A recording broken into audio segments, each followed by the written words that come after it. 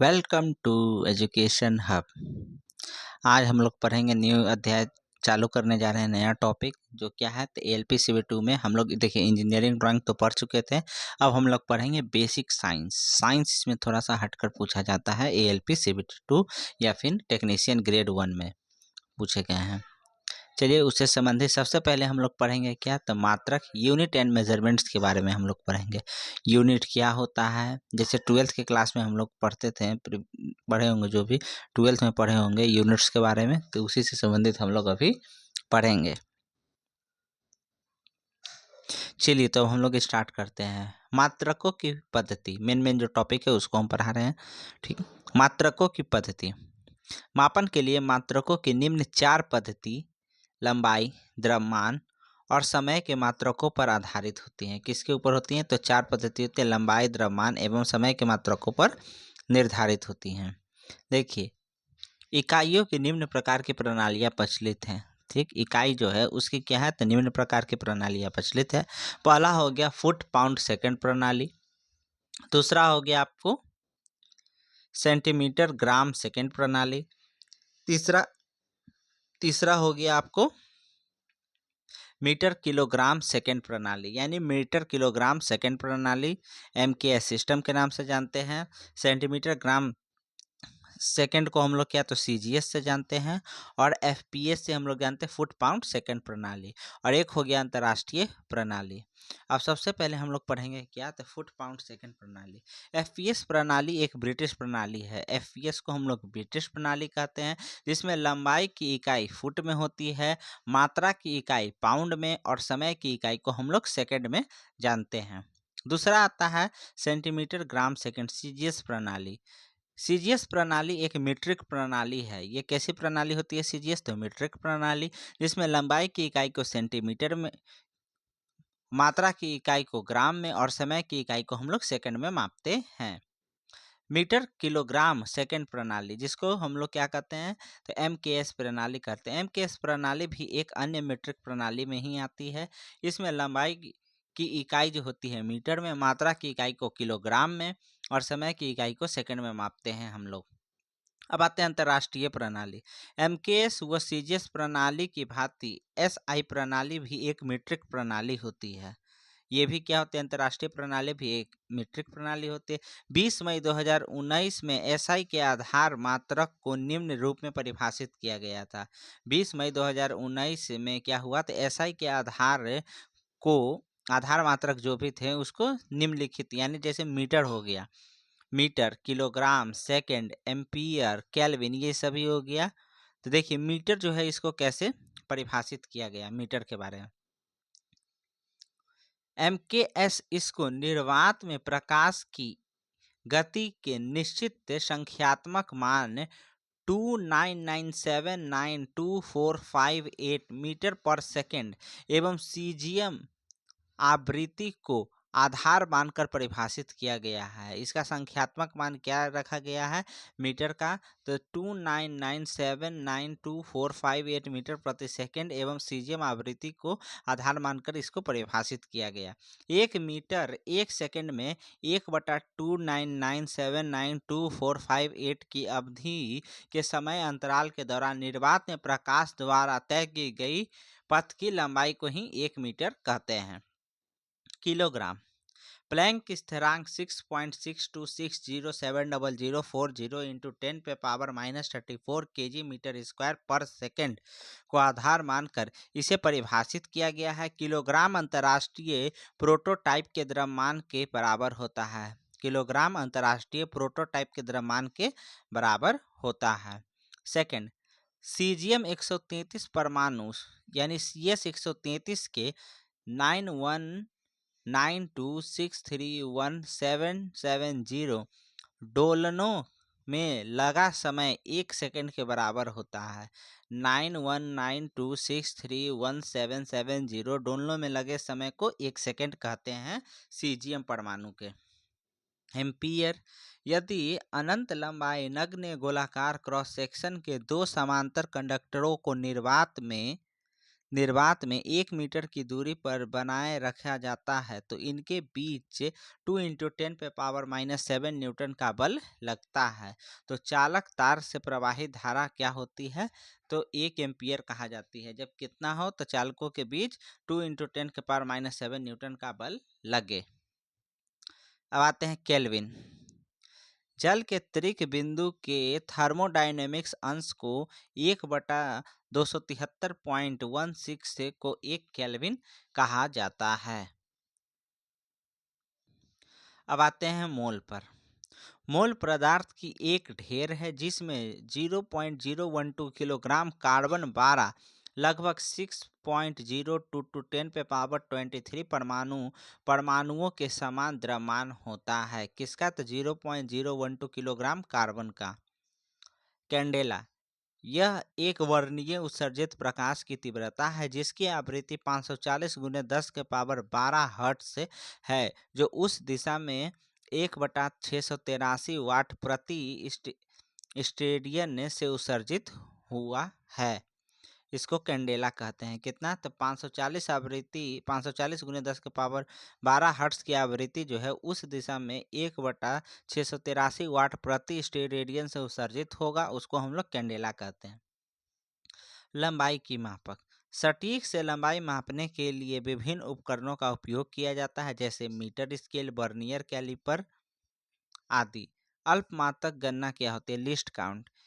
यह सबसे छोटा माप होती है जिसे उपकरण के उपयोग द्वारा मापा जाता है। अब चलिए हम लोग मीट्रिक स्केल के बारे में देखिए।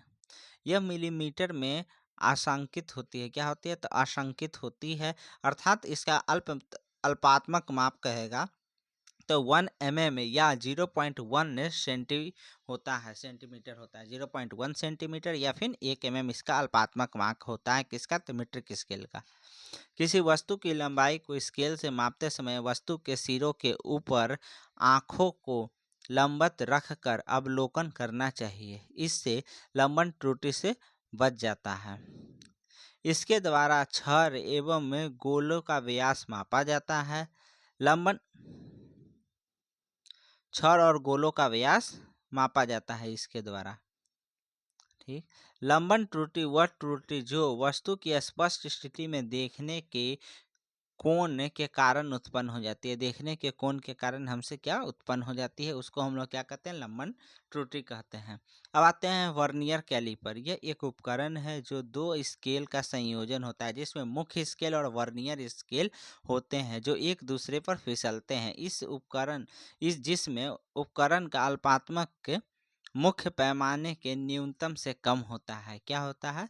तो जिसमें क्या होता है? तो उपकरण का अल्पात्मक क्या होता है? तो मुख्य पैमाने के न्यूनतमांकन से क्या होता है? तो कम होता है। यानी जो मेन स्केल है उसका जो न्यूनतम माप होता है उससे कम होता है इसका अल्पमाप। ये देखिए, ये हो गया वर्नियर स्केल। यहाँ पर ये आपको इंटरनल जो हो गया, ये एक्सटर्नल जो हो गया। ये आउटर रेडियस के मापने के लिए खासकर प्रयोग किया जाता है। ये इनर यानी खांचा वगैरह, स्लॉट हो गया, सर्किल हो गया, हॉलो सिलेंडर हो गया, वो सब का माप होता है इससे। ये हो गया लॉक स्क्रू, ये फिक्स कर दिया जाता है। इम्पेरियर स्केल ये है। ये मीट्रिक स्केल, ये डेप्थ मेजरिंग ब्लेड रहता है गहराई मापने के लिए। वर्नियर का सिद्धांत है n वर्नियर स्केल डिवीजनों को n-1 मुख्य स्केल डिवीजन के बराबर होते हैं। वर्नियर स्केल का डिवीजन n अगर मानते हैं तो वो किसके बराबर होता है? तो n-1 मुख्य स्केल डिवीजनों के बराबर हो जाता है। वर्नियर कैलिपर मापन में अवलोकन मापन क्या होता है? तो देखिए, अवलोकन यानी ऑब्जर्व मेजरमेंट निकालने का फॉर्मूला होता है मेन स्केल रीडिंग प्लस क्या होता है? n इंटू लिस्ट काउंट हो जाता है। n इंटू लिस्ट काउंट यहाँ पर ही हो जाता है। MSR को क्या कहते हैं? तो मुख्य स्केल पाठांक कहते हैं। और n वर्नियर संपाती प्रभाग होता है यानी कोइंसाइडिंग डिविजन्स होता है n। अब यहाँ पर देखिए, अल्पमात्मक लिस्ट काउंट निकालने का फॉर्मूला होता है MSD मेन स्केल डिवीजन बटा क्या हो जाता है? Number of vernier scales division. इससे आप लिस्ट काउंट निकाल लीजिएगा। वर्नियर के बारे में हो गया। अब हम लोग पढ़ेंगे किसके? तो ब्यूरेट। इससे तरल का आयतन मापते हैं। ब्यूरेट से क्या मापते हैं? तो तरल का आयतन मापते हैं।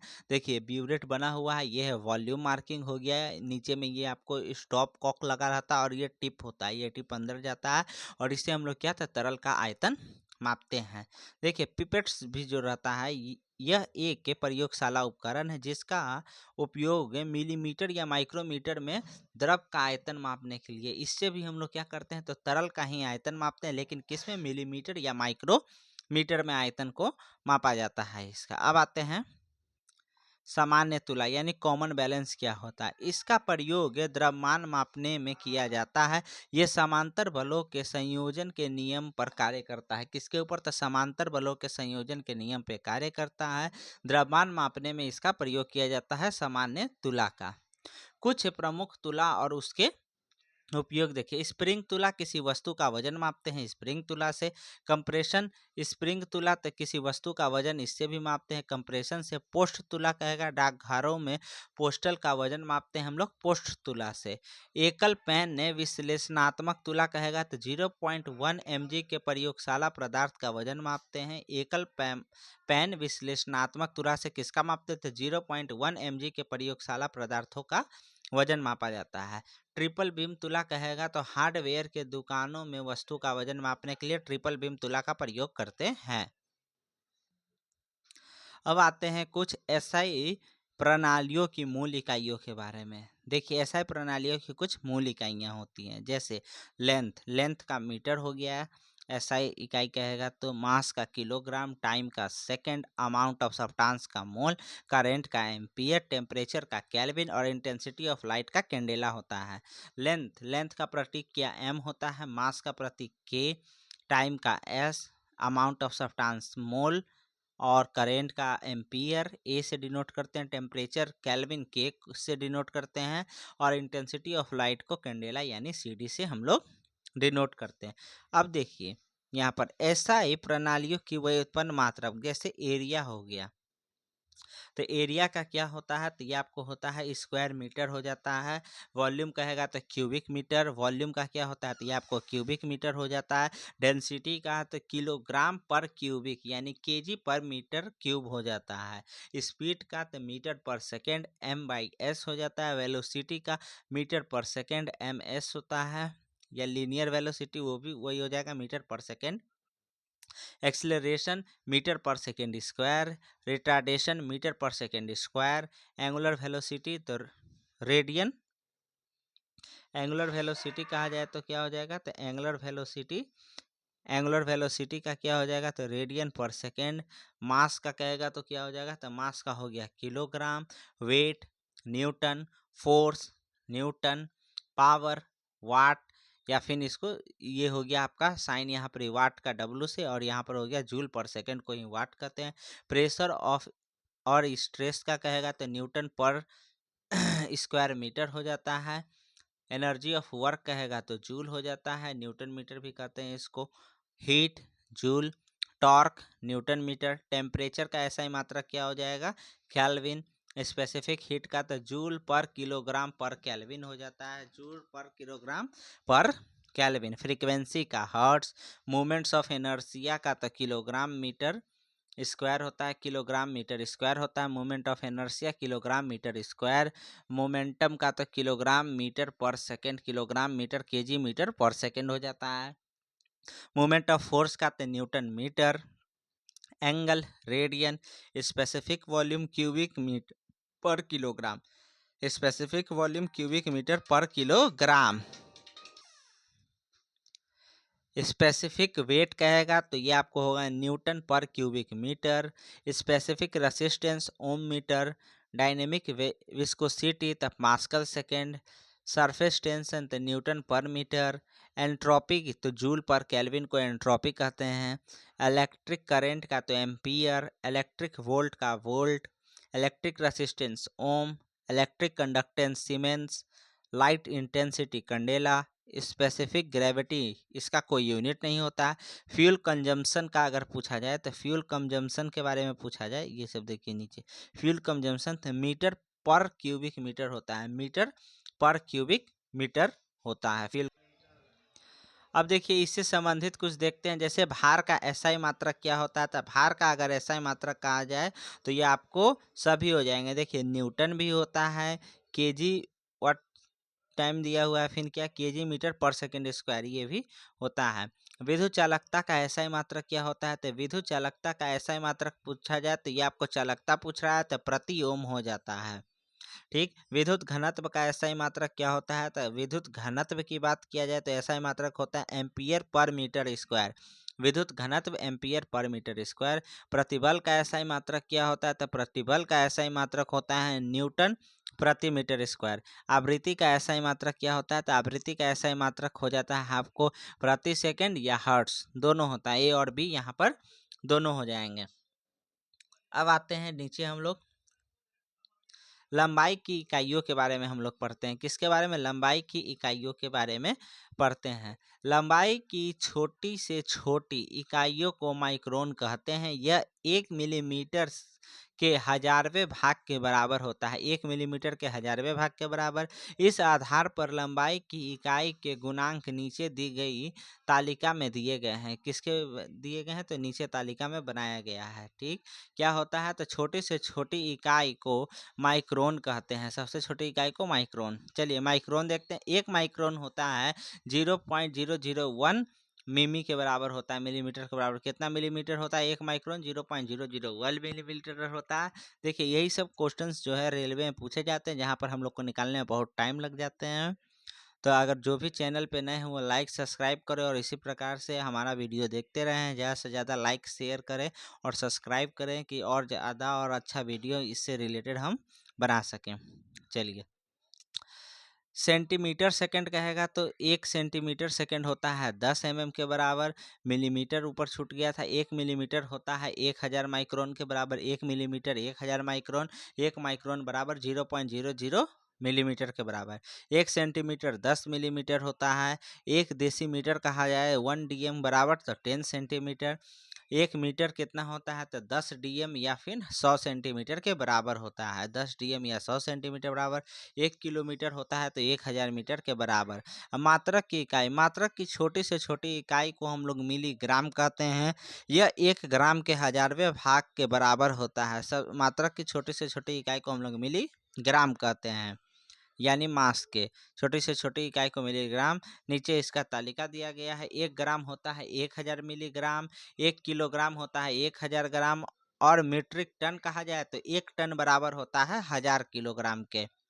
समय की इकाई, समय की छोटी से छोटी इकाई को सेकंड कहते हैं, जो 1 मिनट के 60वें भाग के बराबर होता है। सेकंड क्या? 1 मिनट के 60वें भाग के बराबर होता है। अब देखिए 1 मिनट बराबर क्या होता है? तो 1 मिनट होता है 60 सेकेंड। 1 घंटा बराबर 60 मिनट। चलिए नेक्स्ट हम लोग आते हैं ऊपर में क्या, तो ये आपको नेक्स्ट ऊपर में हम लोग आते हैं आपको लंबाई की इकाई का रूपांतरण। अब देखिए लंबाई की जो इकाई होती है उसका रूपांतरण बहुत सारे तरीकों से किया जाता है। चलिए अब स्टार्ट करते हैं।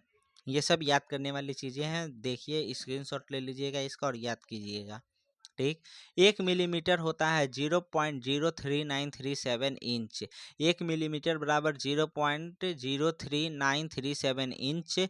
और यहाँ पर देखिए 1 सेंटीमीटर बराबर कितना होता है? तो 0.3937 इंच के बराबर हो जाता है। 1 मीटर तो 39.37 इंच होता है, 39.37 इंच बराबर होता है। 1 किलोग्राम कहेगा तो कितना होता है? तो 0.6214 इंच मिली हो जाता है। कितना होता है? तो 1 किलोमीटर कहेगा तो 0.6214 मिली हो जाता है। 1 इंच कितना के बराबर होता है? तो 1 इंच होता है 2.54 सेंटीमीटर। और मिलीमीटर में कहा जाए तो 25.4 मिलीमीटर के बराबर होता है। भार की इकाई का रूपांतरण देखिए। अब हम लोग भार की इकाई के रूपांतरण के बारे में देखते हैं। एक बार फिर से पढ़ लेते हैं। ऊपर में जो लेंथ का इकाई है उसको हम लोग फिर से पढ़ देते हैं। 1 मिलीमीटर में कितना इंच होता है? तो ये होता है 0.03937 इंच।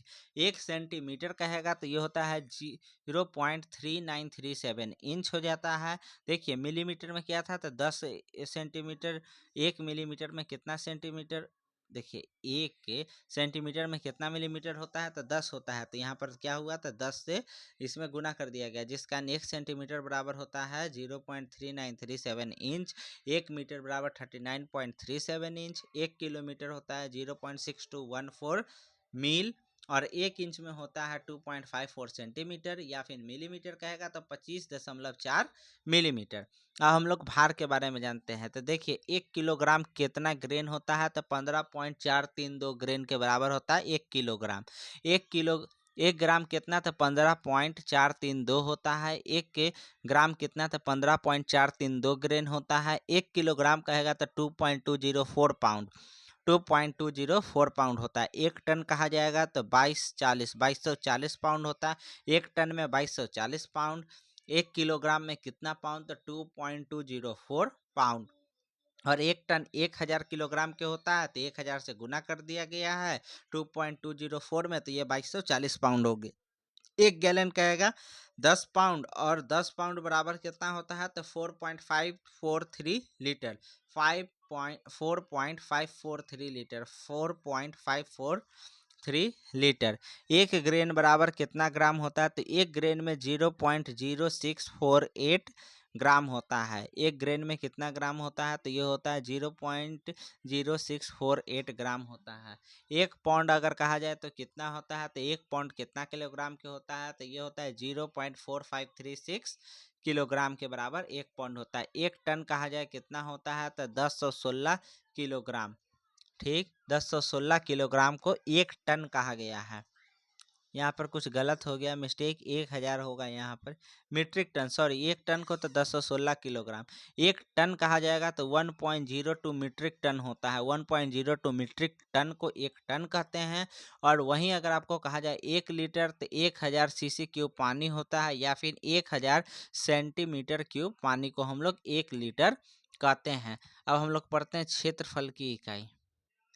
वर्ग इंच, 1 स्क्वायर इंच बराबर होता है 6.45 सेंटीमीटर स्क्वायर होता है।